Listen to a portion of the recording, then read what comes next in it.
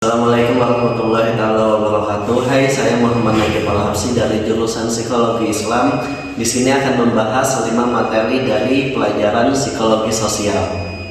Materi yang pertama, atribusi sosial. Atribusi sosial adalah bagaimana kamu menilai orang lain berdasarkan faktor internal atau faktor eksternal. Contohnya, jika temanmu lambat masuk kelas, kamu menganggap dia malas, itu atribusi internal. Padahal bisa saja dia terkena macet, itu adalah atribusi eksternal. Materi yang kedua adalah prososial. Prososial adalah dimana kamu membantu orang lain tanpa berharap timbal balik.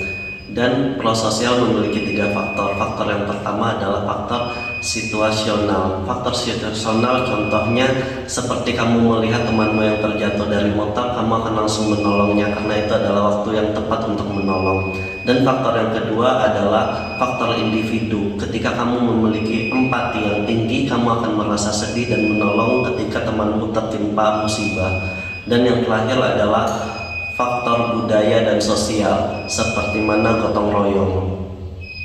Materi yang ketiga adalah agresi. Apa itu agresi? Agresi adalah perilaku yang dimaksud untuk menyakiti orang lain, baik secara fisik atau psikologis, dan bisa juga secara langsung seperti memukul atau secara tidak langsung seperti menyebarkan gosip. Dan faktor penyebab agresi itu ada 3. Yang pertama, faktor sosial, yang kedua faktor lingkungan, dan yang terakhir faktor frustasi. Contohnya, ketika kamu sering dihina atau dibully oleh teman sebaya, itu akan menimbulkan agresi karena tekanan sosial. Dan contoh yang kedua, ketika seseorang ada di dalam ruangan yang sangat panas, itu cepat bisa menimbulkan rasa marah dan rasa emosi. Materi yang keempat adalah dinamika kelompok.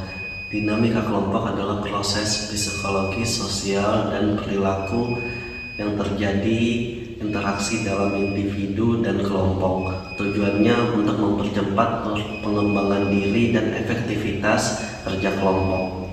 Contohnya ketika dalam kelompok semua orang saling mendengarkan dan memberikan masukan dan menerima masukan. Itu menunjukkan bahwa dinamika kelompok yang bagus. Materi yang terakhir adalah sikap dan perubahan sikap. Sikap adalah bagaimana seseorang merespon suatu objek atau situasi baik secara negatif atau positif. Contohnya, ketika seseorang yang memiliki sifat positif terhadap lingkungan, dia akan membuang sampah pada tempatnya. Perubahan sikap adalah di mana seseorang mengubah sudut pandangnya terhadap suatu objek akibat pengalaman atau informasi baru atau situasi sosial.